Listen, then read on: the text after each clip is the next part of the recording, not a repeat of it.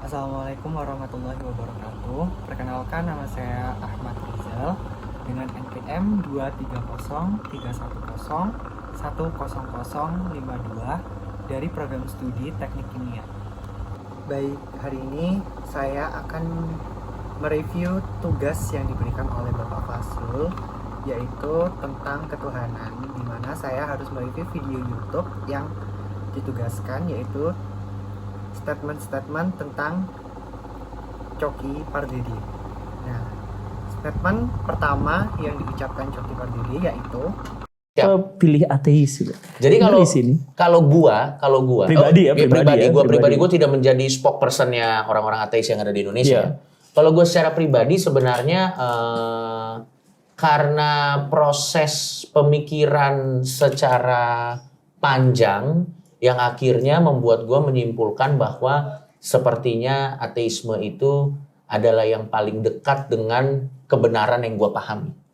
Maksud ateisme itu adalah penyangkalan terhadap kekuatan supranatural yang menguasai dunia gitu, atau gimana? Ateisme itu? Betul. Karena definisi ateisme gua adalah menolak klaim dari berbagai macam kepercayaan atau kepercayaan apapun yang mengatakan bahwa ada sebuah pribadi yang menciptakan kita dengan segala macam sifat dan doktrinnya.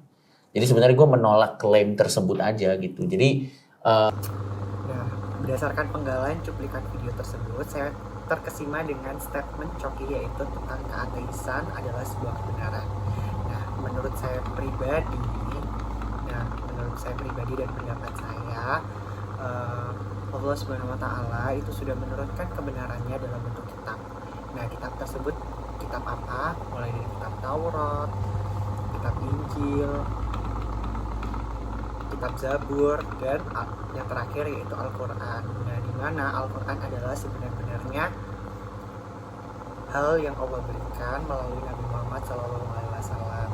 Nah, tetapi perintah dari keempat kitab tersebut itu pun isinya sama, yaitu mulai dari Nabi Adam alaihissalam hingga Nabi Muhammad SAW, yaitu satu, yaitu perintah untuk menyembah kepada Allah Subhanahu wa Ta'ala. Nah, hal ini didasarkan dengan apa? Nah, didasarkan dengan kebenaran yang ada pada agama Islam, di mana kesempurnaan tersebut yaitu tentang nilai-nilai pada kehidupan kita di dunia dan kebenarannya. Baik, kemudian pada cuplikan yang kedua pada video tersebut, yaitu kalau buat gua sih, apakah pertanyaan Tuhan ada atau tidak itu penting? Itu mungkin antara penting dan tidak penting ya kalau buat gue. Karena pada akhirnya terlepas dari apakah dia itu ada atau tidak ada, apakah dia ada tapi sesuai dengan apa yang kita harapkan atau tidak, terlepas dari pertanyaan itu, sebenarnya yang paling penting adalah bagaimana kita mengisi kehidupan yang udah terjadi sekarang ini untuk jadi sesuatu gitu.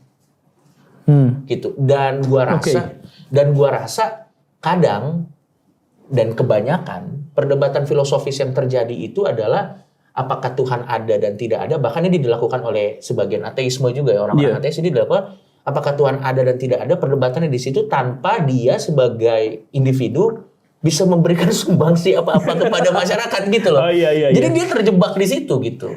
Jadi pendeknya, makna kehidupan manusia seharusnya ada pada realitas tataran aplikasi, apakah dia memberikan sumbangsi pada masyarakat atau tidak. Harusnya. Bukan soal apakah Tuhan itu ada kemudian kita beribadah dengan ritual-ritual tertentu gitu. Betul, karena menurut gua pada akhirnya kita anggaplah, kita ambil skenario lah Kang. Misalnya ternyata Tuhan ada. Gitu, ternyata Tuhan ada.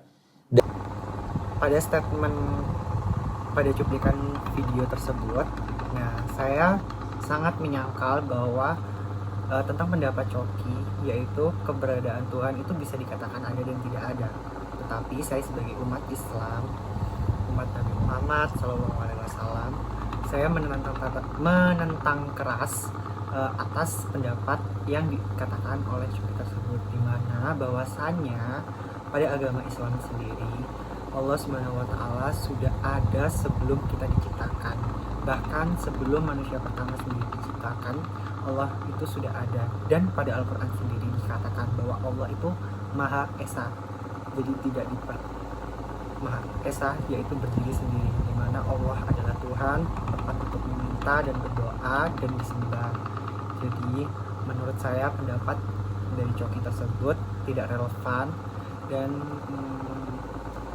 tidak masuk akal, bahwasanya kita sebagai umat beragama harus mentaati ajaran agama tersebut, bahwa keberadaan Allah sendiri pun juga dijelaskan pada Al-Quran. Baik, sekian, terima kasih pendapat yang bisa saya sampaikan. Kurang lebihnya mohon maaf. Wassalamualaikum warahmatullahi wabarakatuh.